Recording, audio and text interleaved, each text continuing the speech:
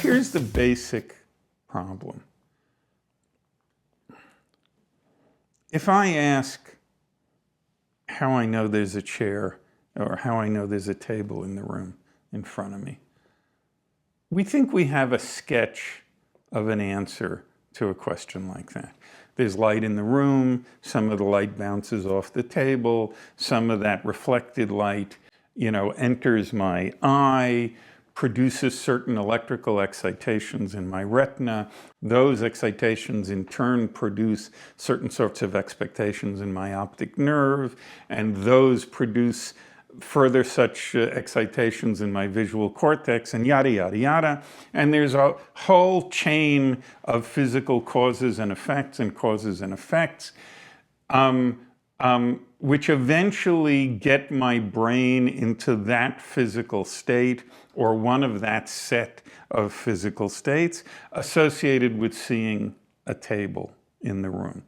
And similarly, if I ask, say, how I know that a certain subatomic particle just whizzed by along this trajectory, well, I have some bubble chamber or some spark chamber which reacts in a certain macroscopic way. If such a particle passes through it, there's a trail of bubbles or something like that. Then some of the light in the room bounces off the bubbles, or the sparks emit light, or so on and so forth. And the rest of the story is the same as with the table.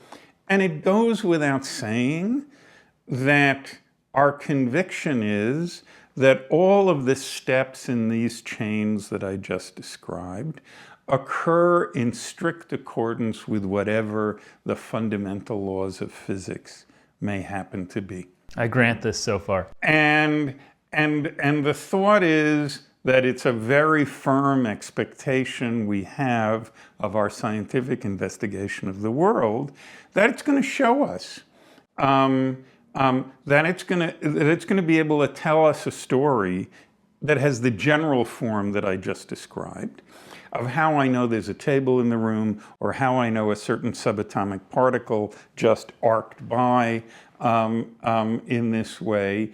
That's going to be, that can be told in principle in as much detail as we like, in as much detail as is requested, thoroughly in accord with those fundamental laws.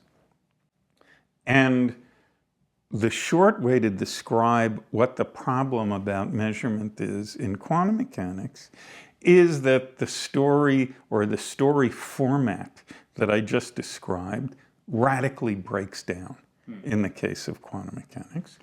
And